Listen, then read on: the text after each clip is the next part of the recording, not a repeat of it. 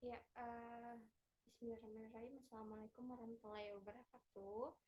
Ya, sebelumnya perkenalkan nama saya Fitria Nur Ramadhani. Saya merupakan mahasiswa Magister Manajemen dan Kebijakan Publik Universitas Gadjah Mada yang sekarang masih menempuh studi dan sedang merancang penelitian mengenai collaborative governance tim pengendali inflasi daerah Sulawesi Selatan dalam pengendalian inflasi menghadapi pandemi COVID-19. Jadi ini merupakan rancangan penelitian saya yang insya Allah akan jadi proposal tesis yang kemudian nanti akan saya lakukan penelitiannya seperti itu. Nah, kenapa kemudian mempertimbangkan untuk mengambil tema ini, mengambil penelitian ini dengan saya akan menjelaskan latar belakang dari penelitian ini, itu latar belakang masalah dalam penelitian ini. Nah, di latar belakang ini sebenarnya dilihat dari faktor adanya pandemi COVID-19 di tahun 2020 saat COVID menjadi pandemi yang mengancam di seluruh dunia gitu. Jadi bencana pandemi ini tentu saja tidak hanya mempengaruhi sistem kesehatan, namun juga berbagai sektor kehidupan manusia cukup terpengaruh, termasuk sistem kesehatan, sosial maupun ekonomi gitu. Jadi tercatat di WHO bahwa terdapat 643 juta jiwa di seluruh dunia sudah terjangkit COVID dengan kematian korban jiwa sebanyak 6,6 juta. Nah, di faktor yang paling signifikan juga terpengaruh oleh pandemi COVID tentu saja karena di faktor ekonomi karena keterbatasan pergerakan manusia yang dibatasi sehingga aktivitas ekonomi juga ikut terdampak sehingga uh, di dalam di dalam apa namanya data berdasarkan data yang dihimpun oleh International Monetary Fund atau IMF, bahkan kerugian akibat pandemi di seluruh negara di dunia itu mencapai 174.000 triliun rupiah dengan kurs saat itu 14.500. Nah, hal ini juga tentunya tidak hanya terpengaruh di negara maju, tapi juga sangat terpengaruh di negara berkembang karena 95% negara-negara di dunia ikut terpengaruh dengan adanya pandemi COVID ini secara perekonomian. Sehingga jika dilihat dari di Indonesia sendiri, bahkan PDB dalam kuartal kedua pada tahun 2020 itu sangat menurun gitu, di angka minus 5,2%. Dan pertumbuhan ekonomi bahkan minus sampai minus 6,13%. Nah, tidak hanya di dampak pertumbuhan ekonomi saja, tapi dampak terjadinya gelombang PHK secara besar-besaran juga sangat menjadi dampak yang paling signifikan ya. Jadi bahkan ada 1,5 juta karyawan dirumahkan atau terjadi PHK di saat pada tahun 2020 tahun pertama terjadinya pandemi. Nah, bahkan hal ini yang kemudian menyebabkan pendapatan per kapita penduduk itu menurun sehingga terkontraksi sebesar 2,5%. Nah, hal ini yang kemudian mengakibatkan minat daya beli masyarakat tentu menurun dan peningkatan pengangguran di Indonesia selama pandemi COVID itu semakin naik gitu selama pandemi. Nah, sehingga menurunnya perekonomian ini dan pendapatan per kapita di Indonesia secara langsung kemudian berdampak pada stabilitas inflasi di Indonesia. Nah, sehingga berdasarkan tingkat inflasi ya paling sangat signifikan itu sebelumnya memang cukup terkendali mulai tahun jika berdasarkan data tahun 2016 cuma inflasi tergolong terkendali di angka 3,2. Kemudian tahun 2017 tetap terkendali di angka 3,61 sampai pada akhirnya di tahun 2019 tingkat inflasi 2,7 dan di tahun 2020 inflasi sangat menurun di angka 1,68. Nah, sehingga hal ini yang kemudian ternyata juga inflasi ini pada saat terjadinya pandemi COVID-19 di tahun 2020 ini bisa dilihat disebabkan karena berbagai faktor di sektor berbagai faktor dan di berbagai sektor gitu. Nah, jika melihat pada berbagai sektornya, nah kemudian pengendali inflasi kontribusi inflasi di tahun 2020 bisa dilihat paling tinggi di sektor makanan seperti itu yang mempengaruhi yang terjadi di Indonesia gitu. Bisa dilihat dari bulan April hingga bulan Juli gitu mengalami penurunan yang sangat signifikan. Namun tetap pengendalian inflasi itu sumbangsi utama yang terjadi di Indonesia itu di sektor makanan dan pertanian juga. Nah, kemudian bahkan penurunan inflasi di Indonesia sendiri bisa dilihat bahwa terjadi diversifikasi gitu antar berbagai yang terjadi di berbagai macam kota. Jadi misalkan Indonesia bagian barat itu ternyata penurunan inflasinya atau stabilitas inflasinya berbeda saat pandemi berbeda di antara misalkan di Indonesia bagian tengah dan Indonesia bagian timur. Nah, bisa dilihat misalkan apa namanya di bagian Indonesia bagian barat misalkan terjadi apa namanya stabilitas inflasi yang rendah ketimbang kota lainnya, misalkan di Medan, di Indonesia bagian barat misalkan kita bisa lihat di Medan gitu, karena apa namanya pengendalian inflasi yang terjadi di Medan itu disebabkan kebanyakan karena adanya sektor transportasi yang saat pandemi COVID-19 itu tentu saja tertutup gitu aksesnya. Jadi kebanyakan apa namanya dipengaruhi oleh sektor transportasi dan penerbangan. Kemudian misalkan di daerah-daerah Indonesia Timur kebanyakan stabilitas inflasi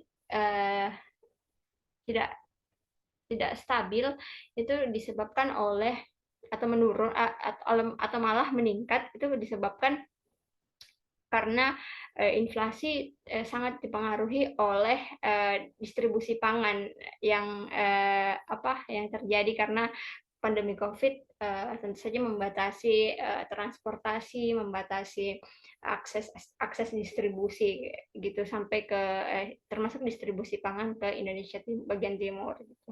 Termasuk misalkan kita lihat di provinsi Bali gitu. Nah, di Provinsi Bali sangat terpukul, bahkan mengalami inflasi yang turun secara signifikan dari misalkan di angka normal 3,5% hingga bahkan turun di angka 0,38%, yang karena memang di Bali sendiri pendapatan yang cukup signifikan ya di sektor pariwisata, sementara di masa pandemi COVID tahun 2020 itu pariwisata merupakan merupakan salah satu sektor yang sangat terdampak secara signifikan gitu. Nah, kemudian tidak hanya terjadi di tahun 2022 saja, tetap berlanjut bahwa pandemi COVID-19 sangat mempengaruhi juga penurunan harga itu di tahun 2021, di mana IHK masih sangat rendah, berada di 1,87% gitu. Dan kemudian beberapa faktor di tahun 2022 jika dilihat meskipun pengendalian inflasi di tahun 2022 sudah dikatakan terkendali karena sudah adanya vaksin dan segala macamnya, namun bahkan dan ini juga mempengaruhi adanya inflasi gitu ketika permintaan naik sementara ketersediaan pasokan barangnya rendah gitu. Jadi hal ini yang kemudian menjadikan inflasi di tahun 2022 sangat tinggi gitu, secara signifikan bisa dilihat di berbagai negara juga. Namun di Indonesia sendiri inflasinya sebesar 5,51% gitu.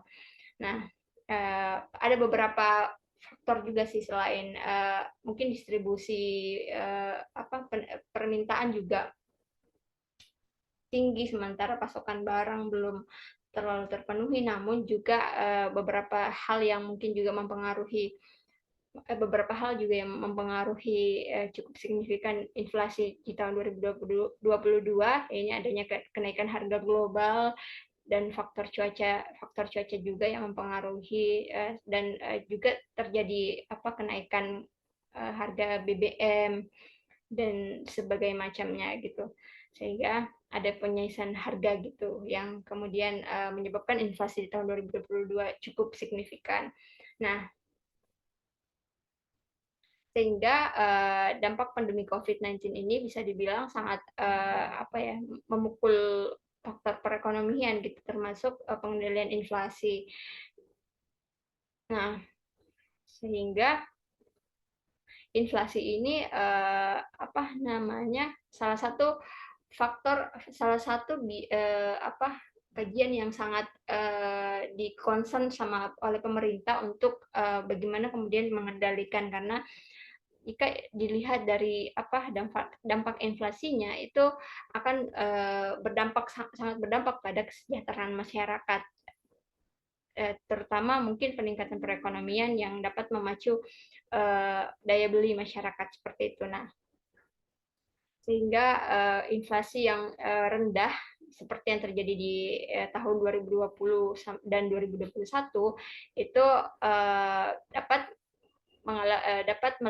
mengancam atau dapat berpotensi untuk membuat rendahnya kapasitas potensi perekonomian yang akan berakibat pada rendahnya pendapatan masyarakat seperti itu. Nah, sehingga pemerintah di sini dituntut untuk melakukan kebijakan pengendalian inflasi. Nah,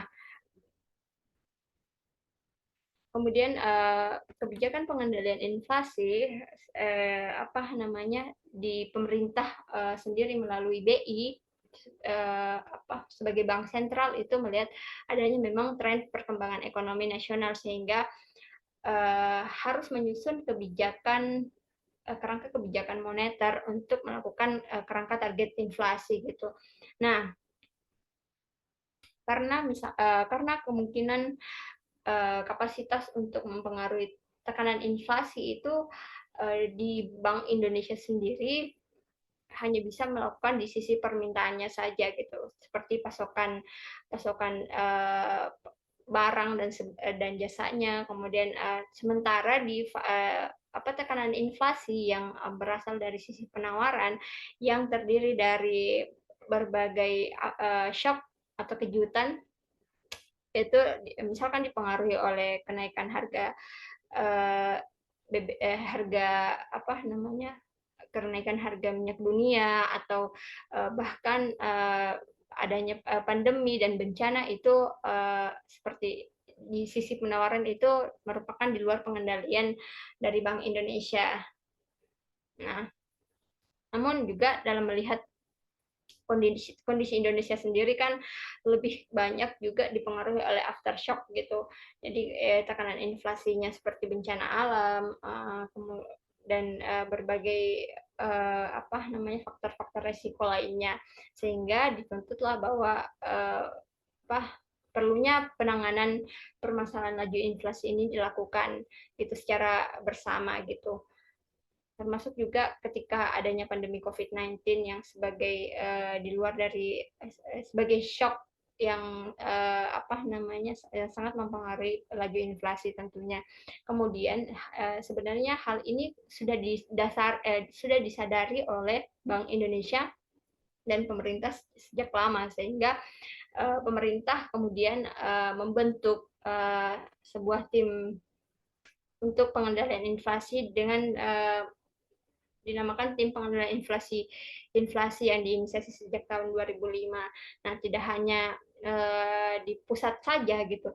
Jadi inflasi juga karena disadari banyak diberikan kejutan oleh berbagai faktor-faktor yang terjadi di daerah gitu yang berbeda-beda, misalkan tadi di Medan, Bali dan Indonesia Timur lainnya itu. Sehingga kemudian dibentuklah tim pengendali inflasi daerah yang kemudian diinisiasi dari tahun 2008 untuk kemudian membantu kerja-kerja kebijakan-kebijakan moneter di tingkat regional dan untuk tentunya untuk melakukan pendeteksian sumber-sumber gangguan inflasi yang terjadi di daerah. Karena di daerah sendiri merupakan juga salah satu faktor yang sangat mempengaruhi laju inflasi secara nasional seperti itu. Nah, ya kemudian salah satu daerah yang kemudian menjadi fokus penelitian ini yaitu tim pengendali inflasi daerah Sulawesi Selatan. Nah, Sulawesi Selatan ini merupakan regional yang di bagian Indonesia Timur yang salah satu provinsi juga yang sangat memiliki potensi sumbangan terhadap kerentanan kerentanan laju inflasi gitu. Sehingga TPID Sulawesi Selatan ini sangat dibutuhkan untuk pengendalian inflasi, terutama di bagian kawasan Indonesia Timur. Karena mengingat juga Sulawesi Selatan merupakan salah satu penghasil pangan terbesar keempat di Indonesia yang memang secara lumbung pangan menghasilkan padi gitu yang sangat yang lumayan besar di Indonesia Timur sehingga sangat mempengaruhi laju inflasi tentunya. Nah, sehingga bisa dilihat bahwa di dalam penelitian Aswar tahun 2017 mengatakan bahwa dia melihat adanya kecenderungan bahkan sebelum dan setelah adanya TPID Sulawesi Selatan ini terdapat perbedaan persistensi inflasi. Pada tahun 2019 misalnya dibentuknya TPID Sulawesi Selatan itu diketahui laju inflasi mengalami kecenderungan yang cukup tinggi setelah pembentukan TPID ini malah laju inflasi cukup terkendali dan efektif untuk melakukan pengendalian inflasi ini sehingga namun bisa dilihat bagaimana kemudian TPID Sulawesi Selatan ini sendiri menghadapi pandemi COVID-19 gitu. Karena kan sebelumnya belum ada kejadian yang luar biasa yang kemudian mempengaruhi kinerja TPID seperti pandemi COVID-19 yang secara global yang terjadi secara global gitu. Nah, kemudian disinilah kemudian dilihat bagaimana kemudian pengaruh si COVID-19 ini terhadap kinerja TPID dalam pengendalian inflasi. Karena di Sulawesi Selatan juga termasuk salah satu provinsi yang memiliki laju inflasi yang cukup signifikan, yang mengalami ketidakstabilan gitu. Sehingga di TPID Sulawesi Selatan ini membentuk kolaborasi yang juga berdasarkan Kepres nomor 23 tahun 2017 seperti itu.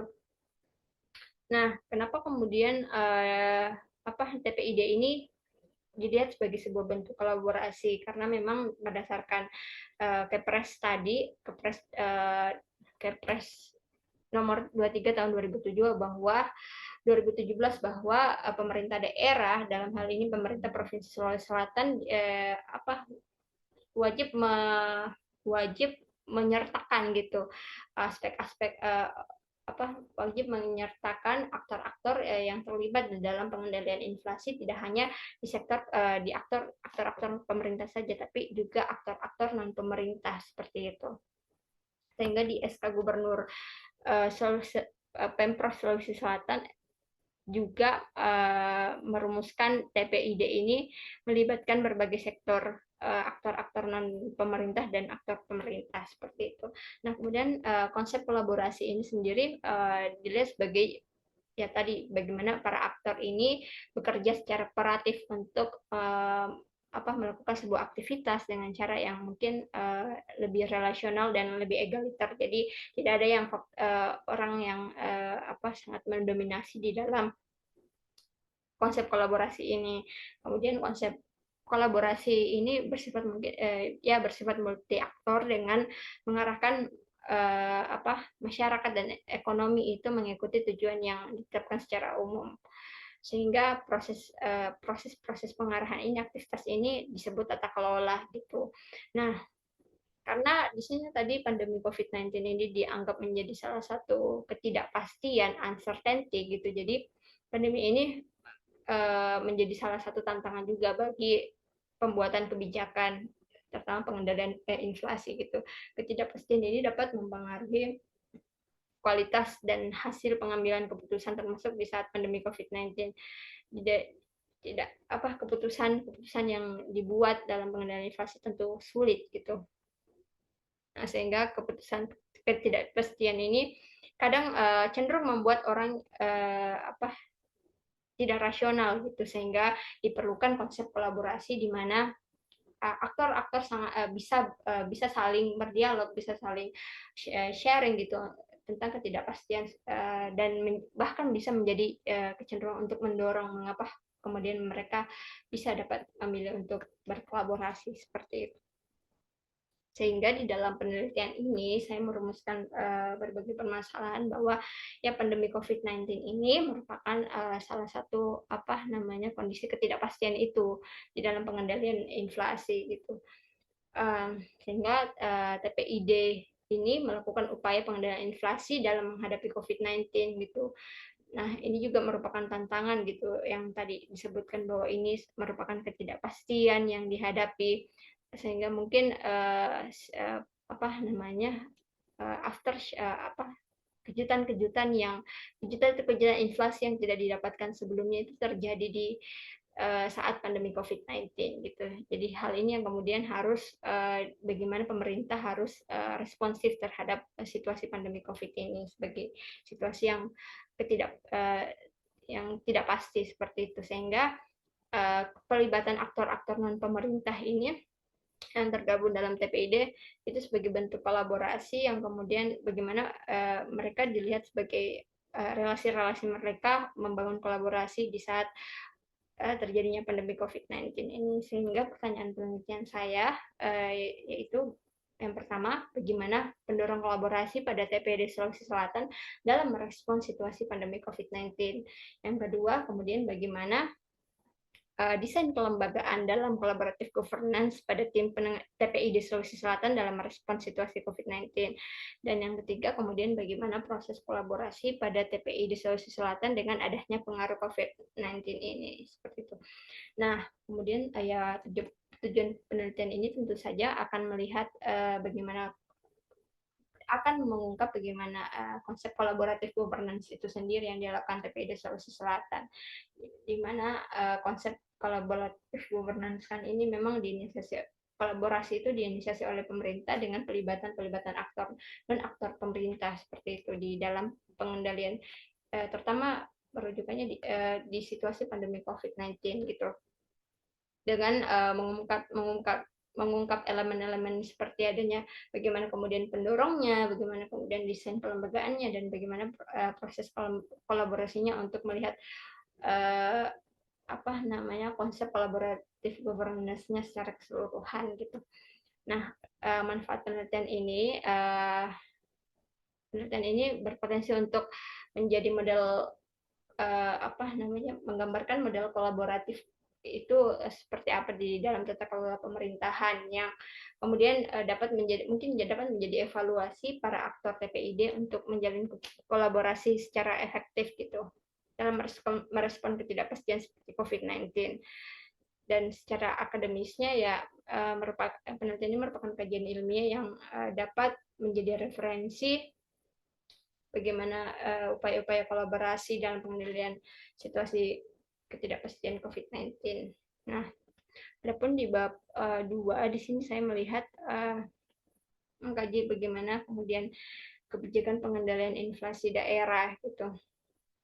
Jadi beberapa mungkin pertama yang perlu saya sampaikan bahwa ya inflasi itu bisa dilihat faktornya dari terjadinya karena dari beberapa faktor. Nah, ada faktor alamiah, ada faktor penyediaan barang dan jasa, ada faktor adanya perubahan-perubahan permintaan dan penawaran, kemudian adanya faktor apa namanya, adanya pengaruh dari inflasi sebelumnya dan sebagainya. Dan kemudian ya di saat terjadinya pandemi COVID ini bisa dikategorikan bahwa terjadi apa natural inflation gitu yang terjadi di luar kuasa manusia gitu. Jadi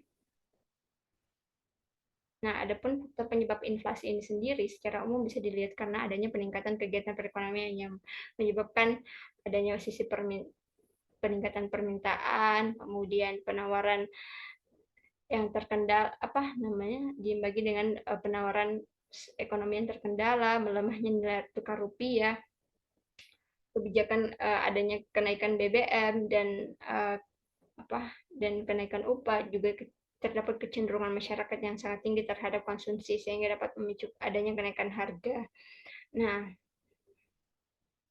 adapun sehingga di Indonesia sendiri kebijakan pengendalian inflasi daerah bisa dilihat sebagai sebuah kebijakan dengan pendekatan kelembagaan yang tadinya yang memang dibentuk dengan adanya TPID ini. Jadi adapun concern yang diamanahkan di dalam keputusan Kementerian Dalam Negeri bahwa kebijakan pengendalian inflasi daerah dan kerja-kerja TPID akan merujuk pada 4 fokus ini. Jadi bagaimana ketersediaan pasokan yang yang bisa dilakukan di tingkat daerah, keterjangkauan harganya, kemudian kelancaran distribusinya seperti apa, dan komunikasi ekspektasi masyarakat itu seperti apa, seperti itu.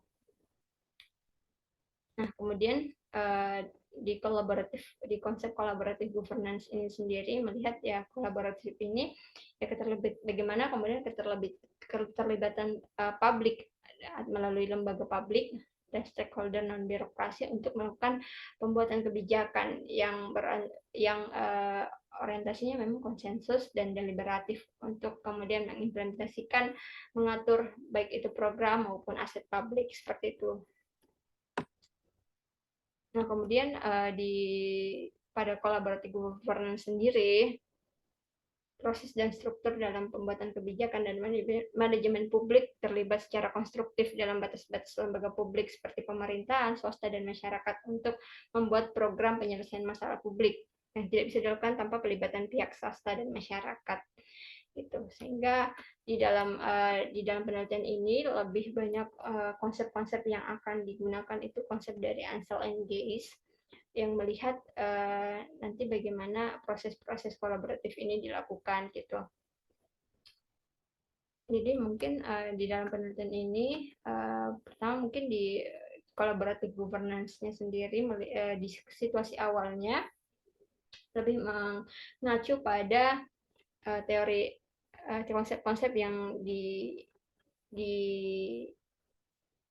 konsep-konsep yang ditawarkan oleh Emerson dan Nabaci, di mana mereka menyebut drivers of collaboration, driver of collaborative atau pendorong kolaborasi. Nah, kondisi awal atau mereka sebut sebagai kondisi awal gitu. Jadi di dalam identifikasi bagaimana kemudian pendorong ini penting untuk dilihat apakah nanti menghambat atau justru mendorong proses kolaborasi gitu. Nah, sehingga pendorong ini termasuk adanya bagaimana sikap kepemimpinan di dalam kolaborasi itu, bagaimana insentif konsekuensial atau apa yang kemudian dampak-dampak apa yang kemudian masing-masing lembaga dapatkan, masing-masing aktor dapatkan di dalam proses kolaborasi. Kemudian adanya proses saling ketergantungannya di dalam antar aktor itu seperti apa, dan ketidakpastian ini atau uncertainty ini seperti apa gitu. Apakah kemudian ini ketidakpastian ini justru mendorong atau kemudian menghambat gitu. Kemudian di sini juga melangkah ke konsepnya Ansel and Gaze mengenai desain kelembagaan. Ini mengacu pada bagaimana kemudian kolaborasi ini menekankan aturan-aturan secara proseduralnya, bagaimana mereka menerapkan bagaimana kolaborasi itu menciptakan prosedur yang jelas, kemudian transparansinya seperti apa, partisipasi apa namanya lembaga itu seperti apa di dalamnya, apakah sudah inklusif atau tidak, dan adanya eksklusivitas forumnya seperti apa. Nah, kemudian yang terakhir mungkin melihat pada proses kolaboratifnya, melihat bagaimana kemudian apa namanya tahapan-tahapan dalam proses kolaboratifnya. Jadi tahapan-tahapannya berupa bagaimana kemudian face-to-face dialognya dalam proses kolaboratif itu, bagaimana kemudian proses trust building-nya untuk membangun kepercayaan satu sama lain, terus kemudian bagaimana membangun komitmen pada proses itu, dan kemudian bagaimana saling memahami situasi yang ada, dan kemudian pencapaian-pencapaian apa sih yang akan dilakukan oleh masing-masing aktor, dan pencapaian utama di proses kolaborasi itu. Nah, ada pun penelitian yang sudah dilakukan beberapa yang terkait dalam penelitian ini, saya sudah identifikasi, misalkan TPID inflasi, bagaimana kajian-kajian tentang TPID, bagaimana kemudian kajian inflasi, kemudian bagaimana kajian kolaboratif governance, dan kajian yang spesifik seperti institutional design gitu. Nah, di dalam kajian-kajian ini sebenarnya memiliki persamaan objek penelitian seperti objek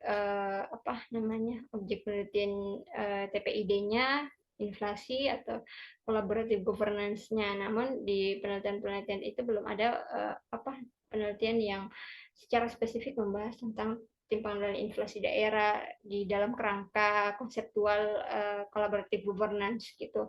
Sehingga penelitian ini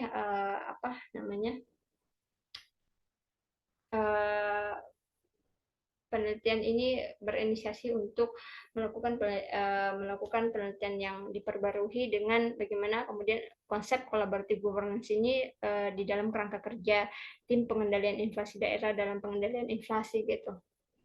Nah, adapun kerangka penelitian ini bisa dilihat bahwa adanya COVID-19 itu mempengaruhi proses pengendalian inflasi, di mana adanya COVID-19 ini mempengaruhi tingkatan atau stabilitas inflasi atau laju inflasi, yang kemudian ini yang harus segera direspon oleh pemerintah gitu.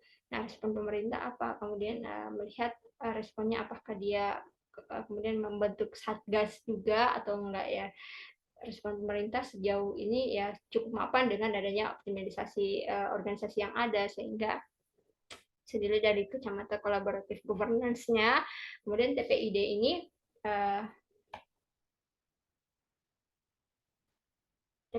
kemudian bagaimana dijalankan gitu secara konsep kolaboratifnya, karena kan TPID tidak hanya berkaitan dengan aktor pemerintah saja, sehingga perlu dilakukan kajian melalui collaborative governance gitu.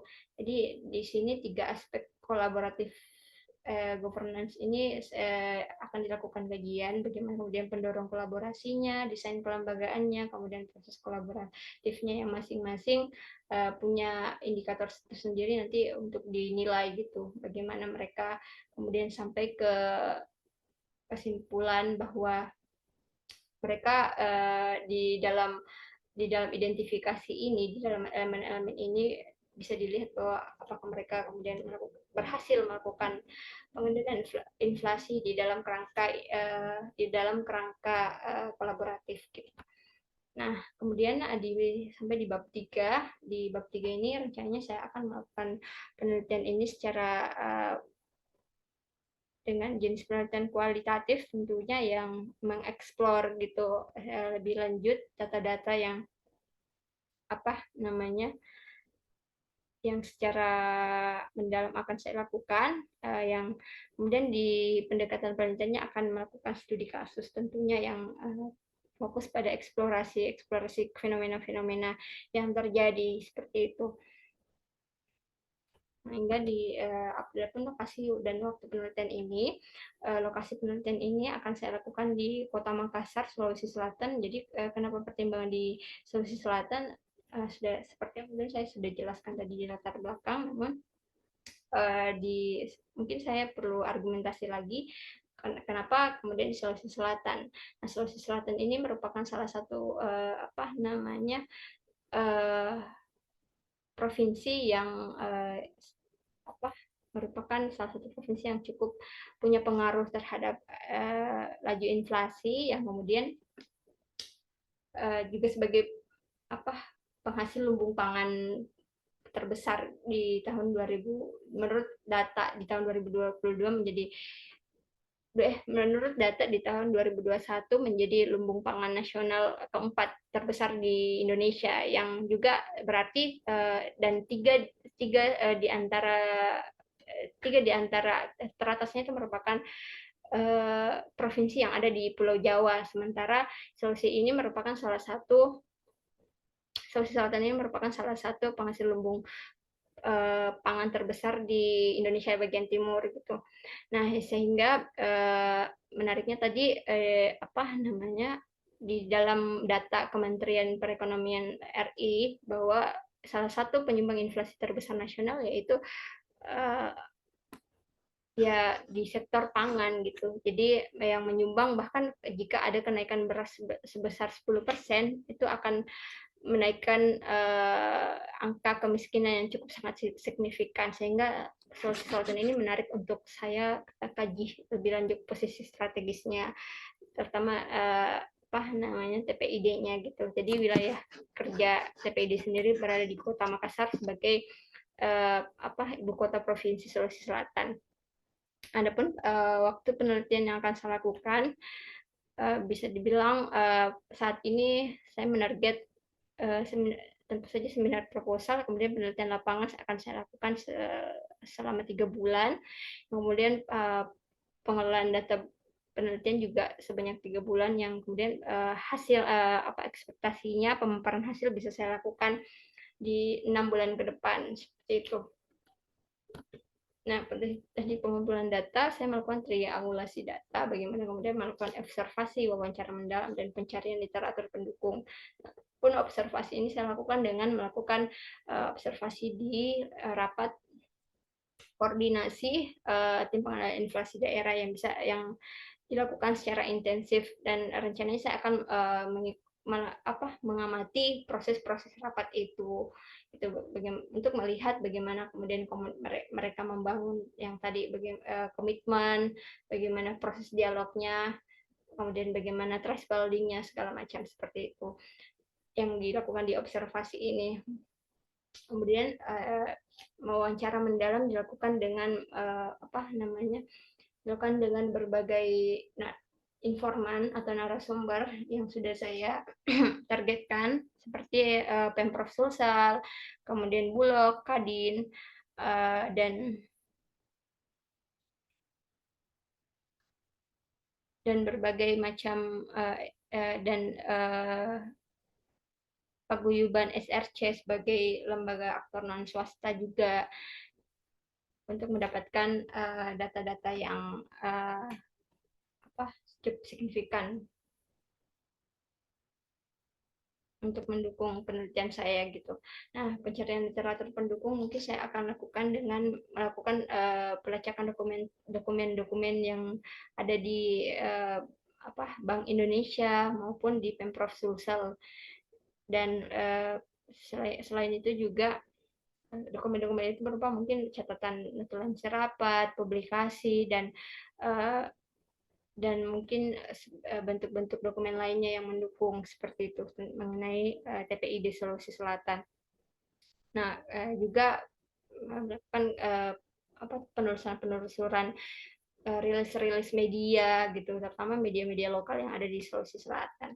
Adapun teknik analisis data saya akan lakukan dengan pertama melakukan reduksi data, kemudian kategorisasi, melihat kemudian kategori yang data-data yang lapangan yang sudah saya lakukan itu seperti apa, apakah sudah dan merujuk ke tadi berbagai elemen-elemen teoritis konseptual tadi, kemudian nanti disintetisasi, kemudian dari sintesisasi ini akan membantu saya untuk menemukan substansi dari teorinya atau konsep yang saya gunakan seperti itu. kurang lebih itu penjelasan untuk rencana penelitian saya. Semoga penelitian ini bisa saya lakukan dengan harapan untuk kemudian melihat bagaimana kita bisa belajar dari apa namanya, bagaimana sih kemudian nanti bagaimana kemudian evaluasi dari adanya program-program yang dilakukan pemerintah bersama lembaga yang di engage dengan aktor-aktor non pemerintah seperti itu, untuk menghasilkan upaya-upaya kolaboratif yang mungkin cukup membantu dalam menghadapi kondisi-kondisi ketidakpastian dalam menghadapi pandemi COVID untuk pengendalian inflasi ya khususnya. Ya, terima kasih.